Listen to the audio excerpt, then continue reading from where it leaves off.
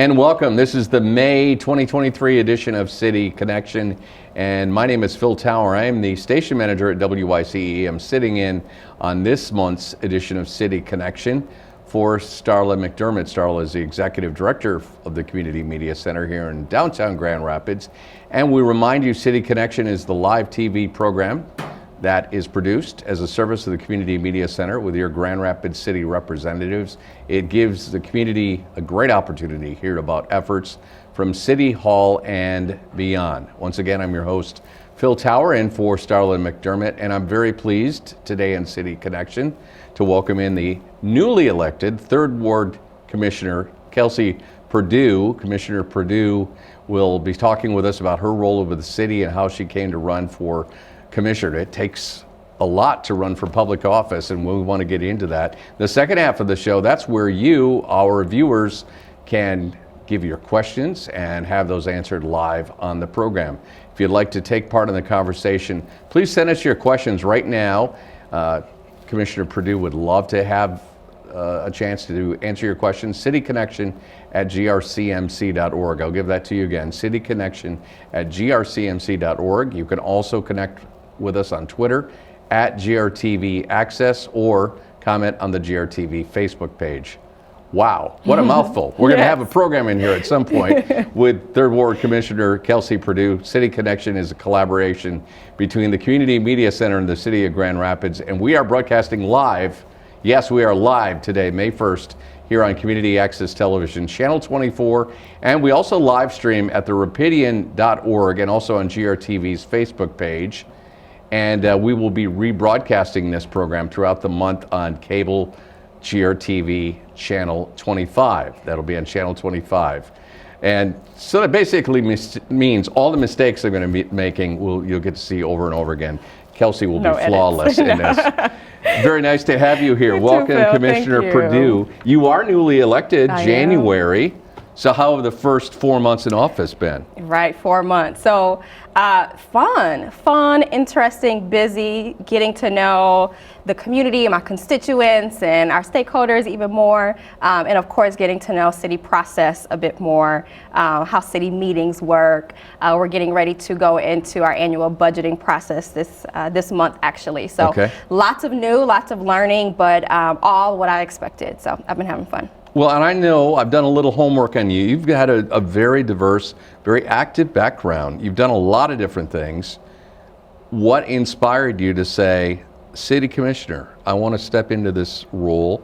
And not only that, I mean, you had to go door to door. This is not a cakewalk running for office for one of the city wards. Correct. Talk about that. What motivated you? Yeah.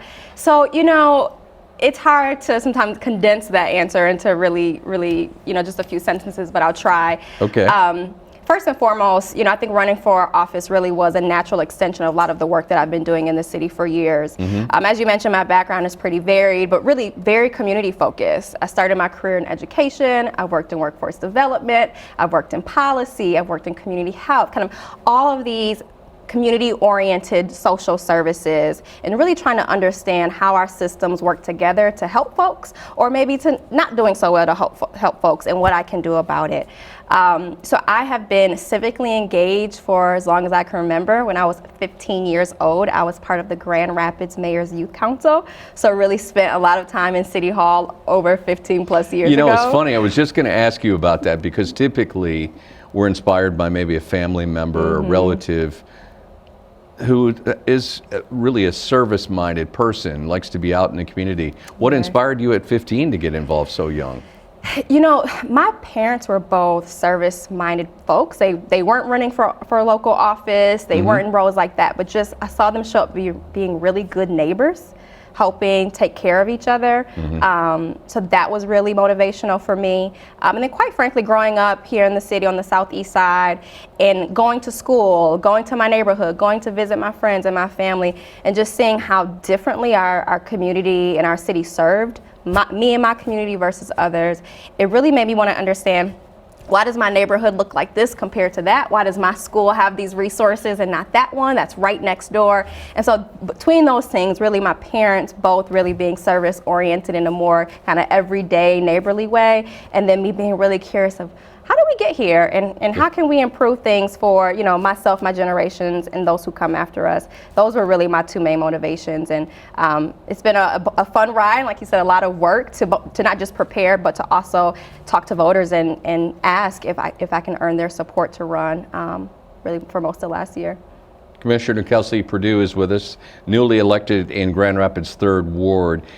Not only when you were talking to voters last fall, you were elected in November, but right now, what are you hearing, and what is continually coming back to you as some of the biggest challenges in the 3rd Ward, and maybe beyond that? For sure. And we should let our viewers know, the 3rd Ward, it's a uniquely designed area. It kind of juts all over the place, but it's primarily the southeast part of the city. Correct. And the boundaries go all the way down to 36 and as far further than 36, all the way to 44th. All the way to in some 44th. areas, Okay, yes. and quite a bit east as well. Yes.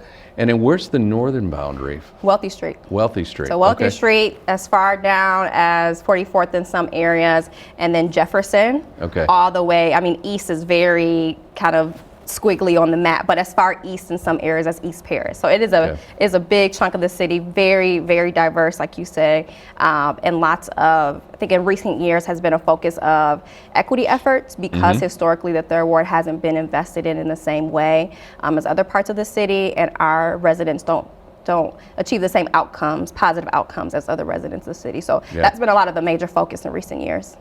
And I would assume you heard that a lot, not only before the election, but now you're continuing to hear that. What are you kind of looking at in terms of your top priorities? I know you've only been in office for 4 months, Yes. you've got priorities. Absolutely. If you could share those with us, Absolutely. we'd appreciate hearing about those. Yeah, so when I run, I talked about helping to support a thriving 3rd Ward, a ward that is safe, secure, and strong. So really looking at broad root cause factors and how do we change systems and shift systems so that they better serve residents. So a holistic approach to public safety comes up. That includes housing, pathways for young people to be successful in our city comes up. Inclusive economic development comes up. We have a lot of room for development in terms of the traditional sense, both economic development, community development, and I want to make sure that the folks who have already been in the city, have stayed strong in the city, continue to reap the benefits from our growing prosperity as a region. So that's, kind of big picture, some of the things that are my priorities. My background, as I mentioned, is in advocacy, in community advocacy, youth advocacy. So I hope to bring that lens as well to really push as we create policies. Who are we benefiting? How do we try to level the playing field, both in terms of inputs and outputs, to better serve the residents of the 3rd Ward? So those are some of the things that I'm excited about, and I think heard over and over again as I talked to tens of thousands of voters last year, but really kind of everyone throughout the city, that I think we all want to march in that same direction. And so that gives me a lot of hope right now, even on the days where it doesn't feel like we're as cohesive as we could be. I do believe that we all want the best for our city, and we're all willing to put in the work to get us there.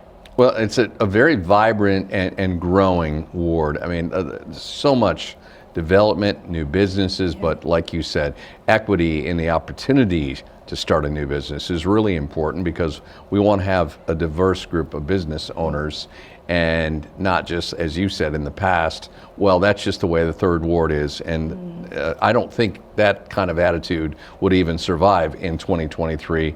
I'm right, and I'm correct in making that assumption. Yeah. But I want to talk about, in terms of working with other city officials and your fellow commissioners, how has that been? I mean, obviously that's been a learning process as well, getting to work with that group, the city commission meetings. Can you talk about that? Yes. So what's interesting is that 3 of the 7 seats at City Commission are held by new folks. There's 1 new person from every single ward. So who this commission makeup is or will be is, I think, still developing as we're all getting to know each other, our styles, our priorities.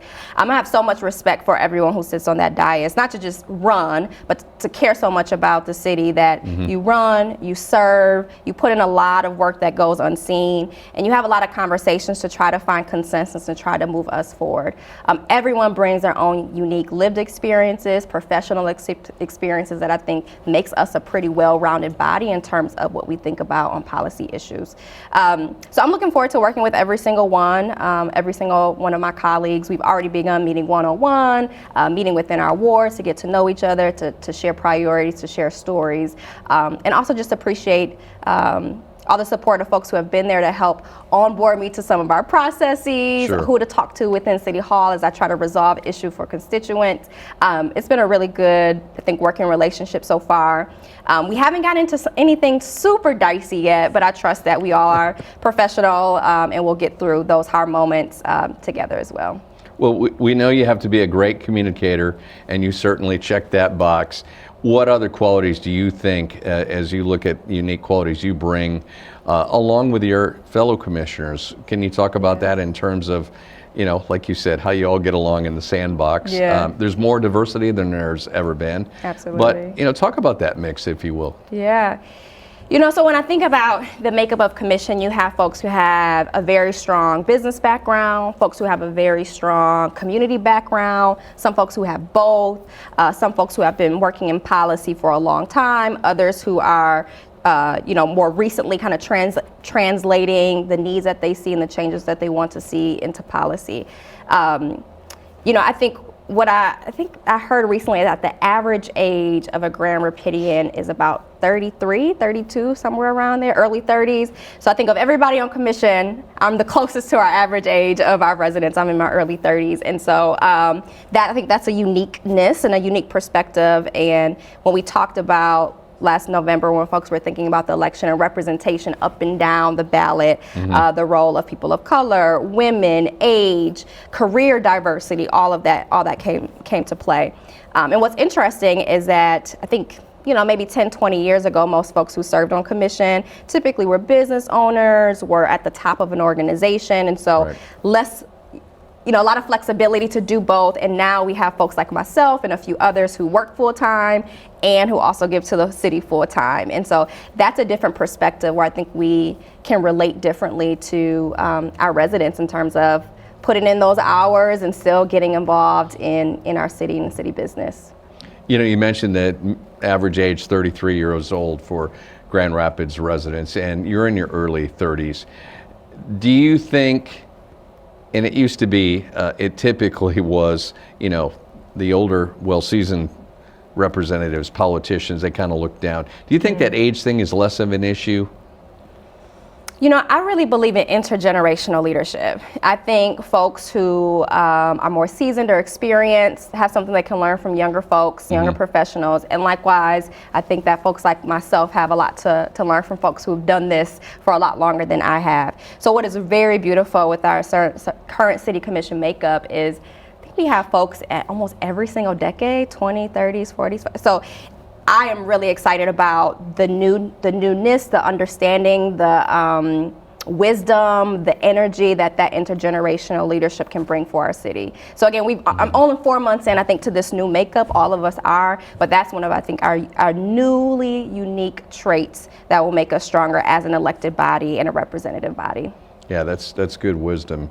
And you will only continue to learn that as time goes on and as you go through more city commission meetings as well. We're with, by the way, 3rd Ward Commissioner Kelsey Perdue, newly elected. She's been 4 months on the Grand Rapids City Commission, and we have a lot more of our program yet to come. In fact, when we come back, we'll be asking Commissioner Perdue about the 3rd Ward and what that actually means when it's one thing to get elected, but what it means to represent a city ward. And also be thinking about those questions you may have for us. You can contact us, email right now at cityconnection@grcmc.org. We can answer your questions live on the air. And we have a lot more of City Connection still to come here on GRTV. We'll take a quick break and be right back.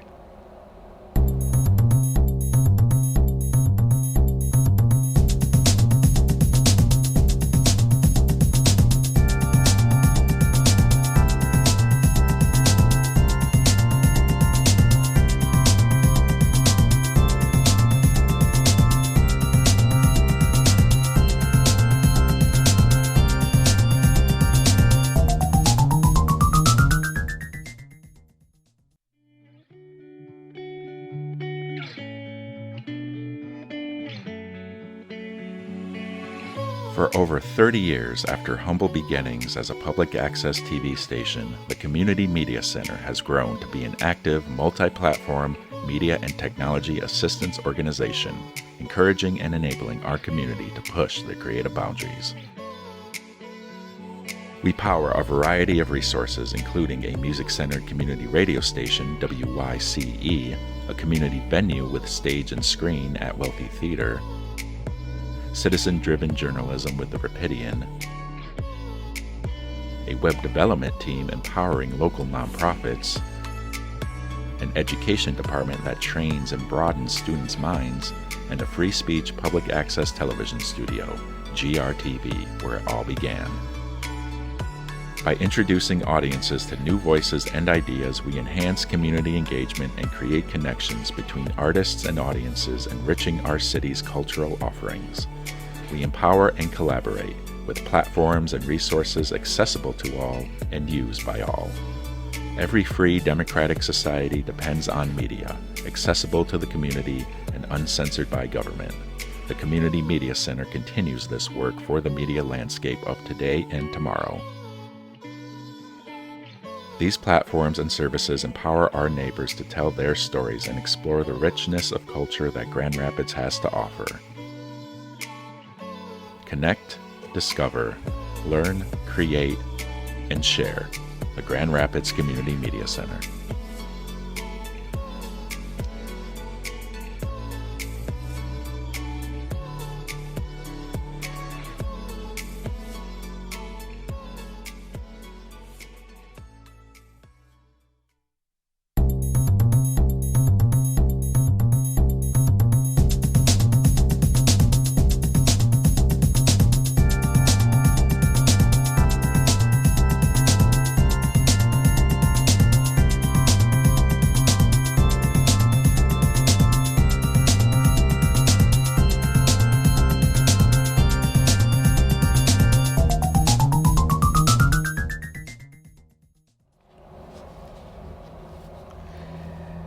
Thank you and welcome back. This is City Connection here on GRTV, and my name is Phil Tower. I'm in for your regular host, Starlette McDermott. We're in studio on this month, this May edition. We are live here on May 1st with 3rd Ward Commissioner Kelsey Perdue. We are going to talk a little bit more about the 3rd Ward, but our viewers were kind enough to email some questions, and I think you had written down one of the questions, Commissioner Perdue, about the fire chief. Someone was wondering if you had the ability to be a part of that process, which I think it was a good question. Yeah. Can you talk about that? Yes, I can. I did. So prior to the search even starting, as a newly elected commissioner, the city has been great about having us visit different departments, getting different tours, and Deputy Chief Brown actually gave us a tour of one of the stations, showed us some of their processes around being very data-driven around their decisions, and I was very, very impressed with him from the onset, just from that tour and that visit and that conversation. And then when the search was announced, I attended the public meeting, heard kind of that final round of interview, and was very impressed with Deputy Chief Brown. So that was my engagement in the process. It's ultimately city manager's decision, but I was very happy to hear that the position was offered to Deputy Chief Brown, and tonight is actually his oath of office and his swearing in to become our next chief of police. So very, very excited for him. I think his track record in our city around strategy, around data, around fiscal responsibility, his training, he has a doctorate degree in this stuff. I mean, wow. And he comes from a very diverse community in North Carolina, and so I thought he brought just a ton to the table, and happy to see him step into this role. So great to hear you have that confidence in the process. Yeah. Commissioner Perdue, we have another question from Haley. She asked, you had talked about different neighborhoods getting different resources growing up. You grew up in the city.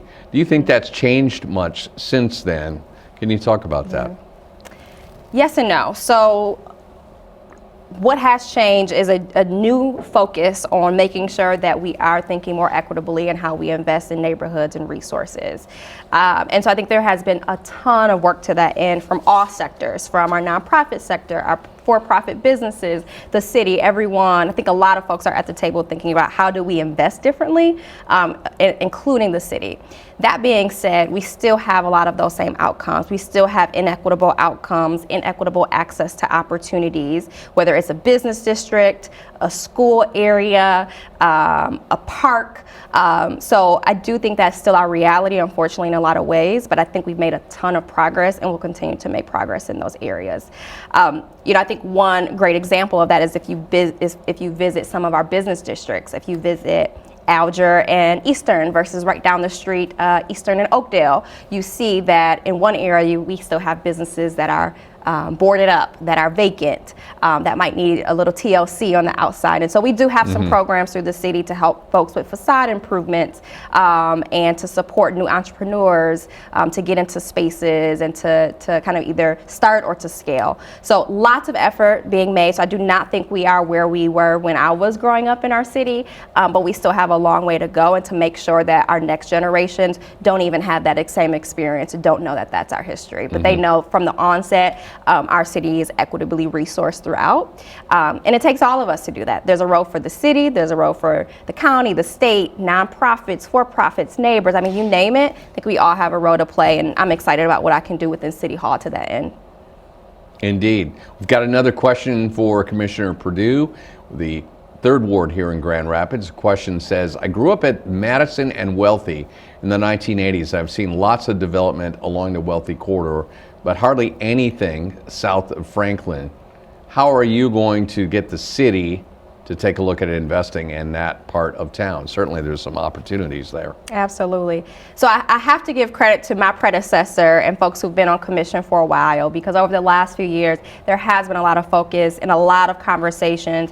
Show me the breakdown of investments by ward. Show me how dollars shape up by wards. And even last week, when we were looking at the preliminary budget for next year, a lot of those investments were broken down by ward because of that precedent set by folks before me. So, I'm kind of really continuing to carry the baton. I can't take credit for, what's to come.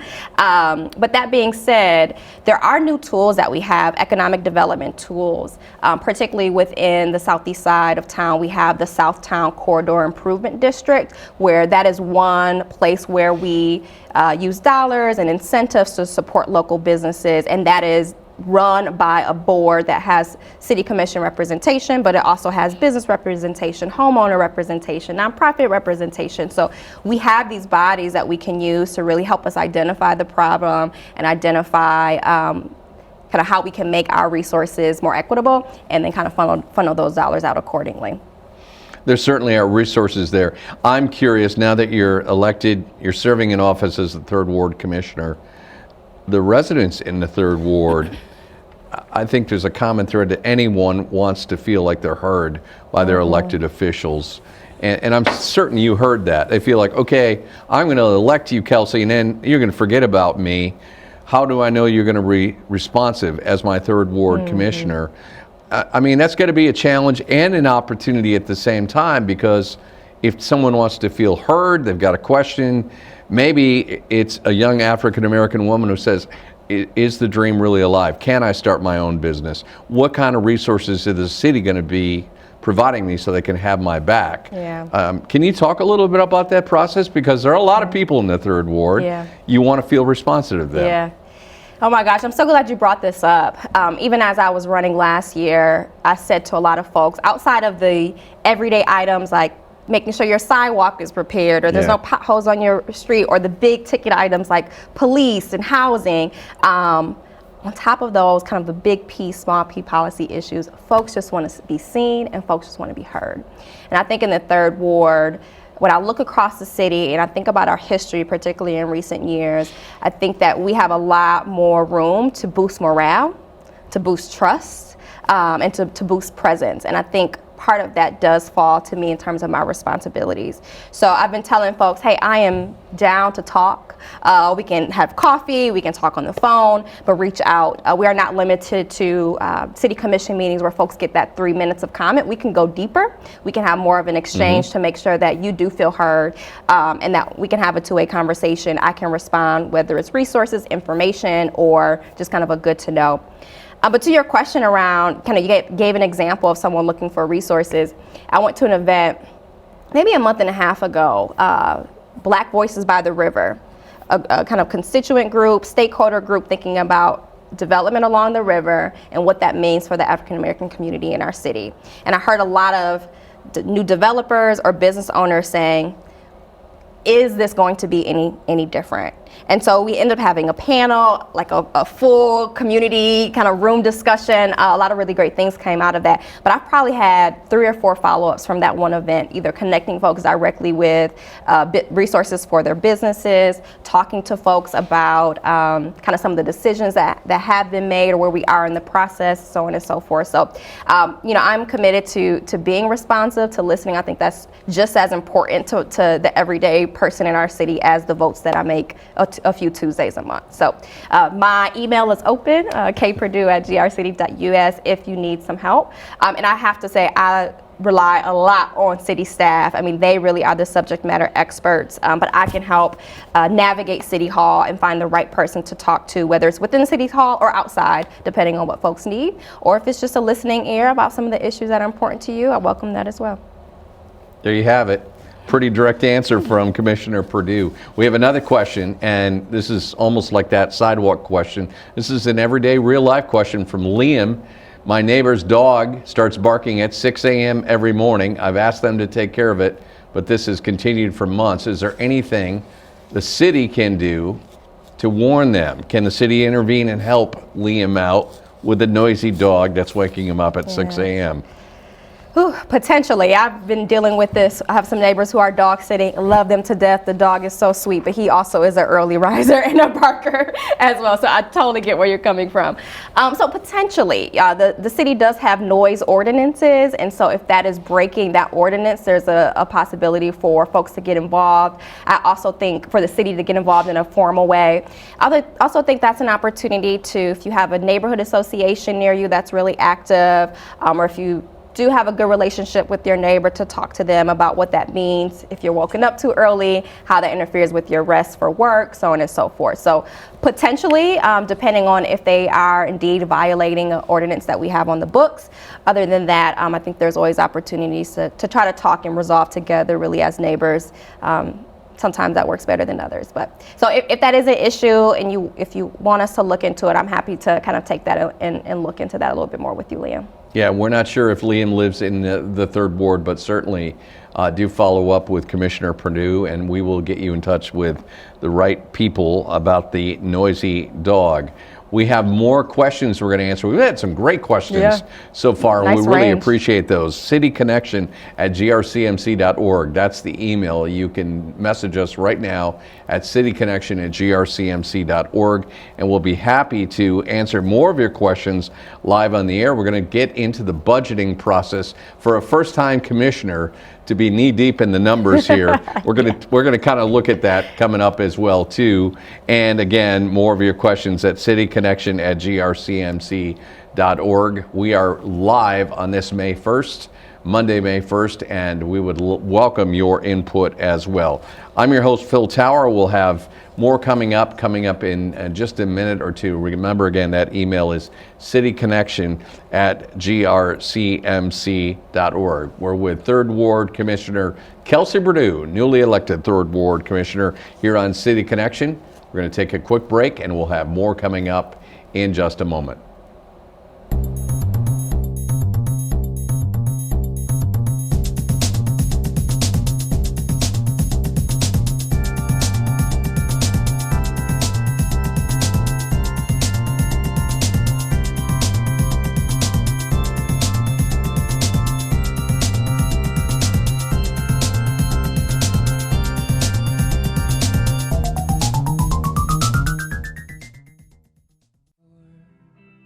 The Wealthy Theater is Grand Rapids' local movie theater and performance center. Since 1998, it has been a host to nationally touring music groups, local theater performances, and a variety of community events. Today, the Wealthy Theater is not only a landmark community treasure with historic significance, but a pioneer in the infusion of technology and traditional theater. Underneath the elegance and classic sensibility that defines wealthy theater, there is a matrix of new technologies. The theater is completely digital and outfitted with cameras and microphones for concerts, theater and comedy troupes, speakers and lecturers, and so much more. Experience all that wealthy theater has to offer. And bring a friend. Be surprised by the wealthy theater.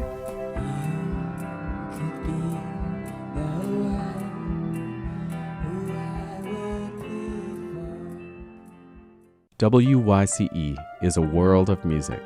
We aim to shine a light on underserved musical artists in a non-commercial format with no advertisements. Volunteers come in to create personalized music programming that broadcasts over the air at 88.1 FM to West Michigan and via the internet to listeners all over the world. These listeners sponsor our efforts, keeping WYCE independent and community-owned. Musicians use the station to broaden their audience and build support for their latest projects by submitting their music to be included in our broadcast and performing live in studio. Businesses find their customers through underwriting, nonprofits inform the community to their mission, and listeners stay informed about local events. We believe that music is a powerful force that creates quality relationships in our community, that speaks to our emotions, and provides the soundtrack to our lives.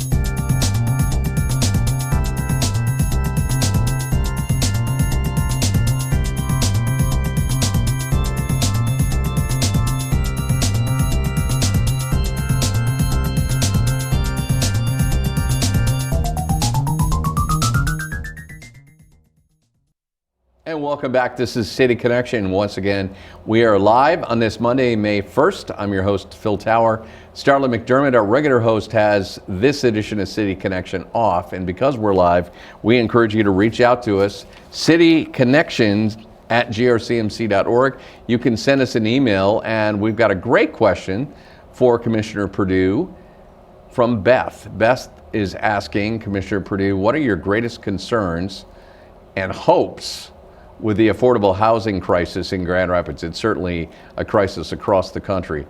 Beth says, it seems hopeless to me and my wife right now, and we are in the right on the edge of affording our home we've had for years. A common frustration expressed by a lot of people, Commissioner Perdue, whether they're 33 or 53 or even 25, and they're working and they're trying to save up for the first home. It's really challenging, especially because limited inventory, but just affordability, higher mortgage rates.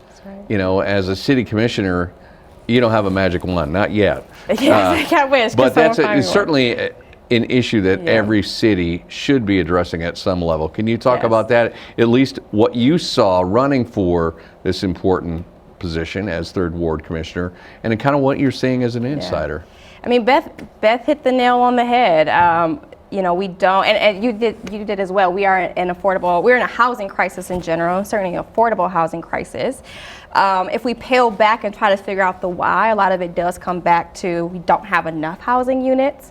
Our housing needs assessment report that was released a few years ago was recently redone to confirm.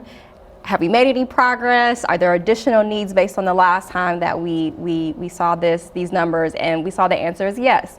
We still need more housing at all price points. So whether you are at kind of lower income, 30% AMI, a lot of folks are getting familiar with that language, we need more housing, or you're at over 120% AMI, we need more housing, literally at all price points. And when we don't have it, you see what happens right in my neighborhood where folks who could typically compete for more affordable housing are being totally priced out by folks who just have more disposable income because they don't have kind of that match. So a lot of it is around we need to build more.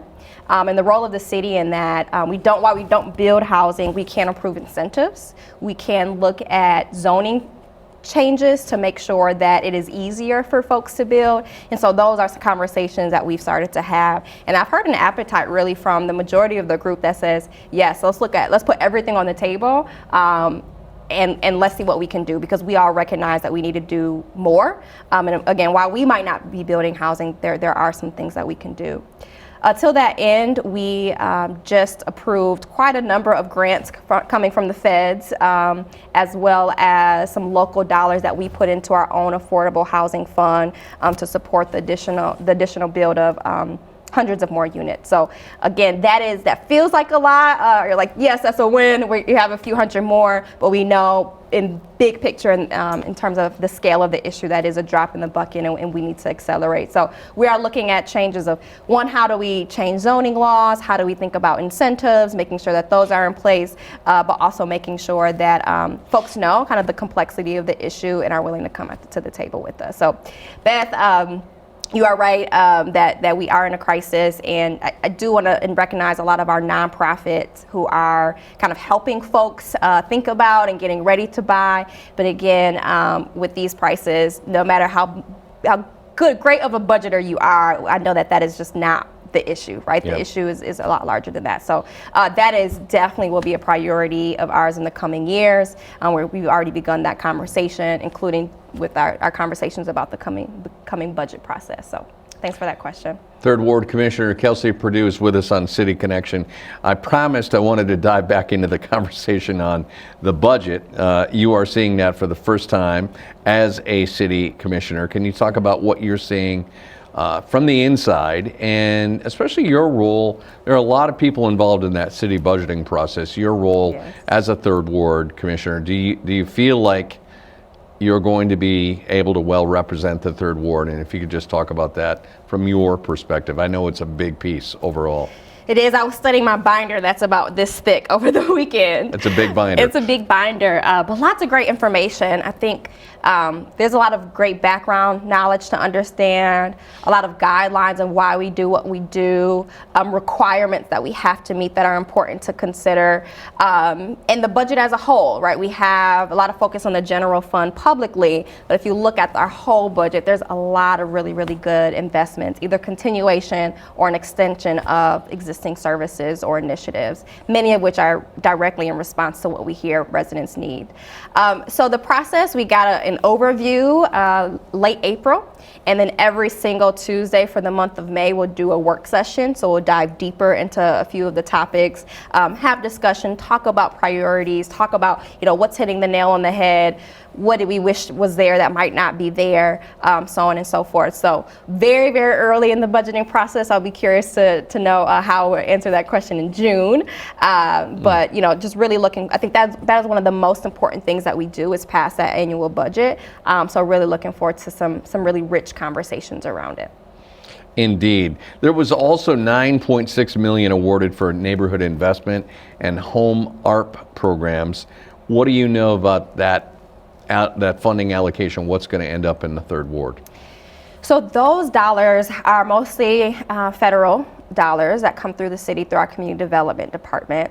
And there was an application process where nonprofits, neighborhood associations could apply for the dollars that in alignment with some of our strategic plans. So we saw applications around housing quality, youth employment, new beginnings work, public safety. There's a really, really long list. And so what our internal team did was kind of match up those applications and the strength to what is in our strategic plan, and then where do we have dollars. And so we have a lot of folks, or I would say a number of folks in the Third Ward that got some of those dollars. Some of our neighborhood associations, like Heritage Hill, which is second and third, Urban League, which is right in the heart of the Third Ward, kind of towards the south end. So there certainly is some representation there.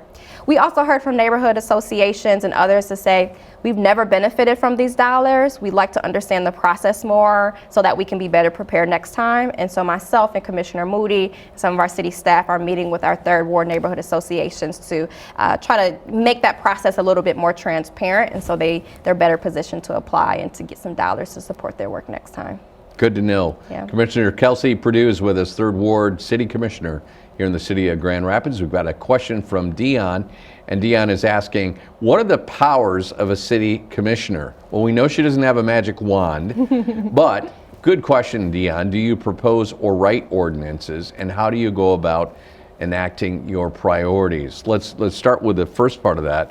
Ordinances. Do you have the power as a commissioner to propose or to actually write an ordinance for consideration?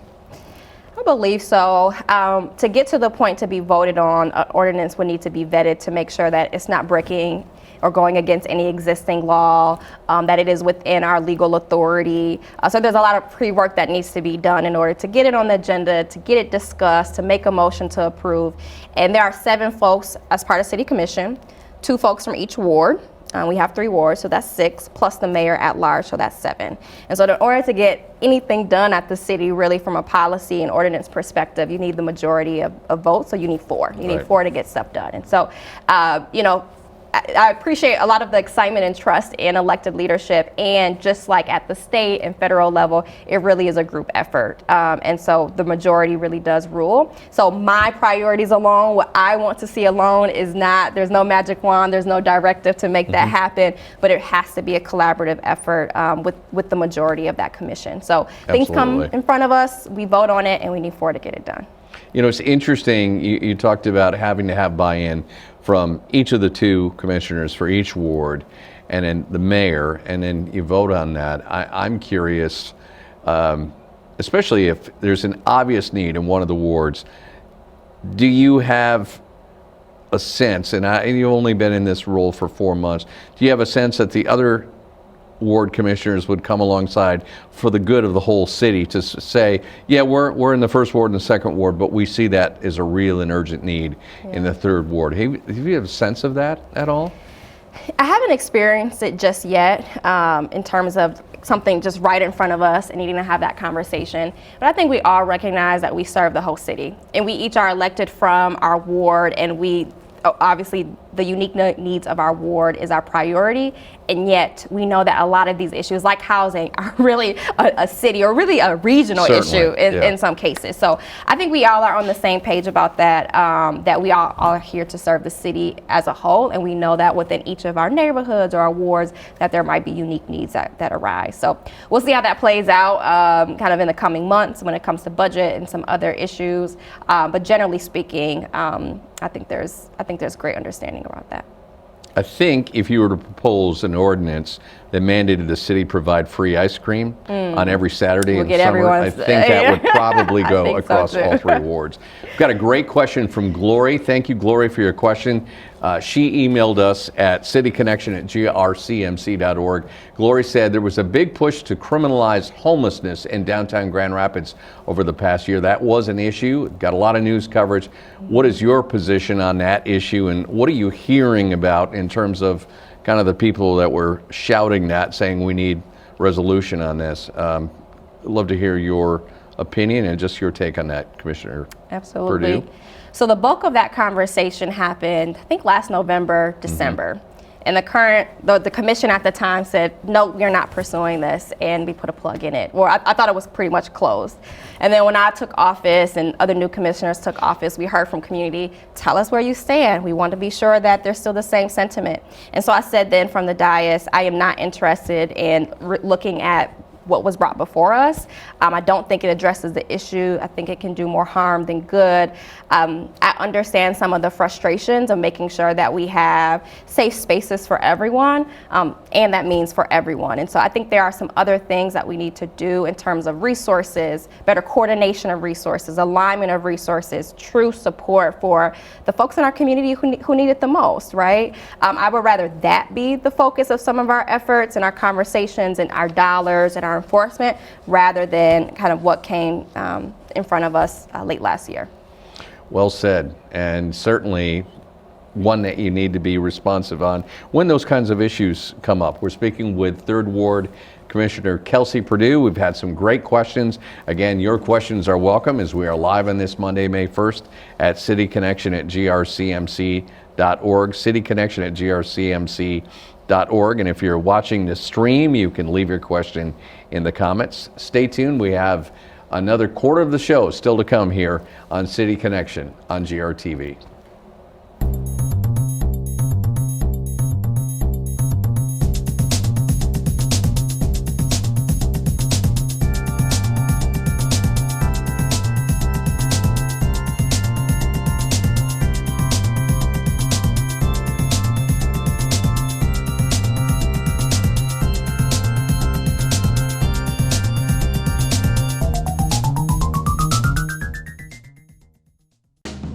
How do you build a strong local food economy? Meet Chris. Chris is opening Osteria Rosa, a locally sourced Italian restaurant in a building brought back to life by 616 Development. But he doesn't know any local farmers to supply him with food year-round. This is Melissa. Melissa runs the Fulton Street Farmers Market and publishes a long list, even in the dead of winter, of available produce, meats, bakery goods, and more on the Rapidian. This is Amy. Amy wants to do more to support the farmers and her local food economy. Amy talks to Melissa, who introduces her to farmers at the Fulton Street Farmers Market, and Amy, in turn, publishes their stories, also on the Rapidian. Chris hears about the Rapidian and now has access to a local grocery list and information that he needs to make connections with local farmers. He feeds his patrons with local food year-round. Connections multiply, meals are shared, a stronger local food economy is built.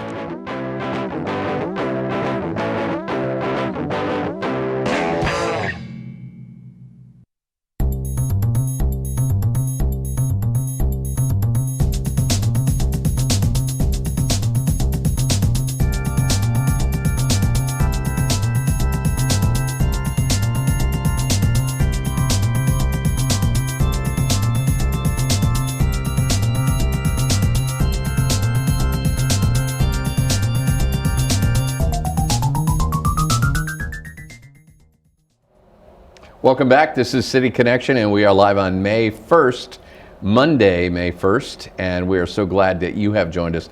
A lot of great questions for 3rd Ward Commissioner Kelsey Perdue, and we want to thank you for those. There's still time to leave a question at cityconnection@grcmc.org. If you're watching us on Facebook, you can also leave a comment there as well, and our crew has been getting those questions for us.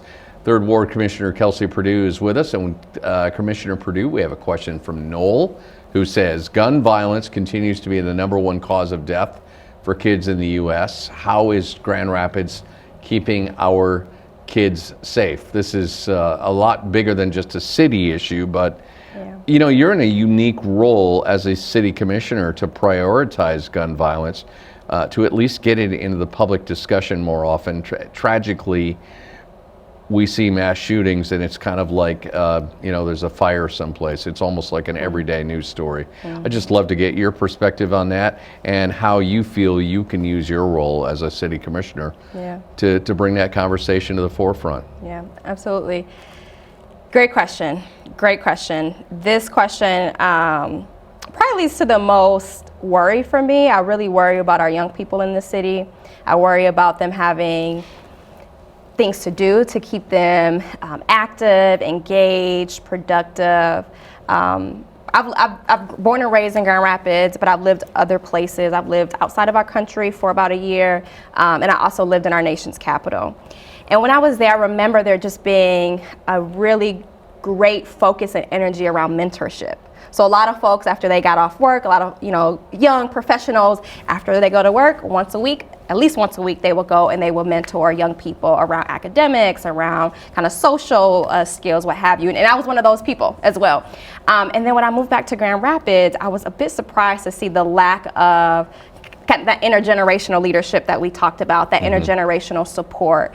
And so I worry about our young people because I think we need more community centers, we need more programs, and there's a role for obviously our school system, the city, our nonprofits, our families, everyone. But this is the issue that I think worries me the most, and thinking about how can I leverage this role and stay kind of in my lane and not step on toes, or really leverage this role to provide more attention and to hopefully bring in some more resources and support, because our young people need to be supportive.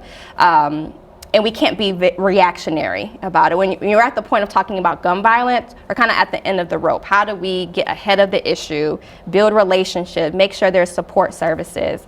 So I've been talking with some of our local nonprofits who are doing work in this space. I was at the Urban League for a lunch and learn about the Cure Violence program that many people are familiar with, and learned about some of their initial outcomes, what are some of their greatest challenges, what do they need, and so hoping to continue those conversations to kind of get to how can I best support and leverage it is a huge issue. So thank you for that question. It is a great question, Yeah. and it's multiple areas that need to be addressed, including the mental health and wellness of individuals as well. It's May, and this is also Mental Health Awareness Month, so good to know that that is a priority, and you're already working on that. We're with 3rd Ward Commissioner Kelsey Perdue here on City Connection. If you look into the future, and I know nobody has a crystal ball, but kind of some of your hopes and dreams for the 3rd Ward, maybe a year or two down the road, maybe as you run for election again. What do you think in terms of what you would like to see in terms of growth, in terms of progress for the ward that you represent? I want the 3rd Ward to be someplace where people can live, work, and play comfortably, confidently.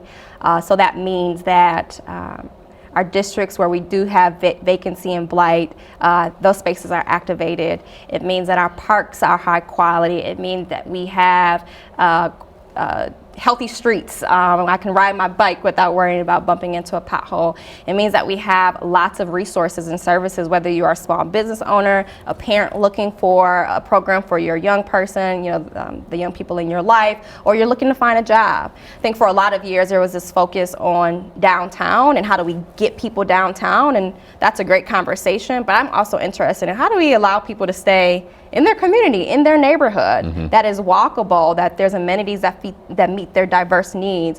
Those are the conversations that I'm interested in the 3rd Ward. I would love to see us get to that place where you can live, work, and play comfortably. You feel safe, you feel supported, you're connected to your neighbors. And there's a lot that goes into it. I'm thinking about some of the earlier questions about housing affordability. There's so many just different systems that either help move that along or make it more difficult for folks. There's a part to play for jobs and employment, paying living wages to residents. We have a lot of folks in our city who work, but their earnings just aren't enough to cover the cost of living. And so there are a lot of big conversations that we can have and that we need to have and we will have. And again, there's a role for everyone, but ultimately I want 3rd Warders to feel good about staying in the 3rd Ward. And yes, you can go over the city, you can go downtown for special events, sure thing, but that home base feels really, really strong, and you're proud to kind of spend your weekends and your evenings hanging out there. We've got another question we're going to get to in just a moment.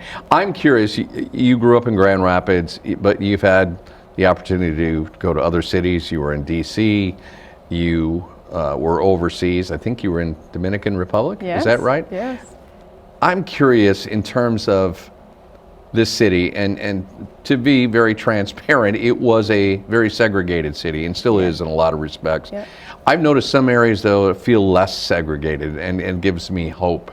I just wondered what your take is on that. It's 2023, especially after being away, coming back. We're not there yet, but do you see progress in certain areas?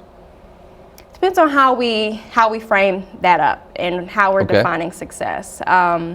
We know that what you're speaking to is diverse neighborhoods that are not segregated by race or by socioeconomic status, right? I mean, research shows that the most socioeconomic diversity you have in an area, that's what makes it stronger on both ends. And I think we have a ways to go. I think we're starting to see some of that, but I think that is coming with displacement. It's coming with, we don't have a lot of options, and so folks who have a bit more means, who have more choice, more disposable income, more agency, they kind of are able to make different choices than folks without that. So on one hand, it's good to see us kind of live, work, and play a bit more together, but I'm worried about some of these consequences around displacement, around gentrification, around living wages not keeping up, around our racial income gap. If you look at data for our greater metro area, folks who have the same education level,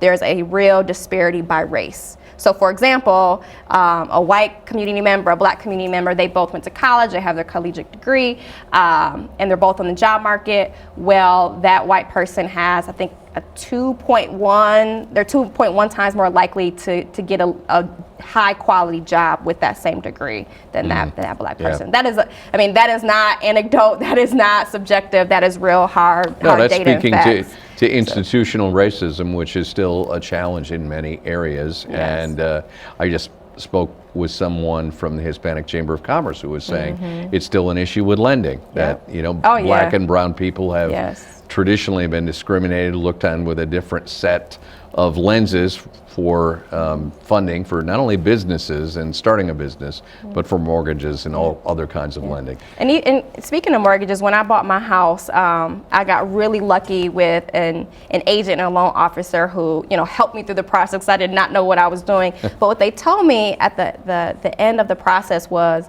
their company almost didn't want to work with me because I wasn't buying a $400,000 house. I was buying something that was very affordable in my price line, in my neighborhood. And luckily that person advocated for me, even though they did not know me, to really kind of fight against that. But those kind of micro inequities are happening every day across industry, and they add up.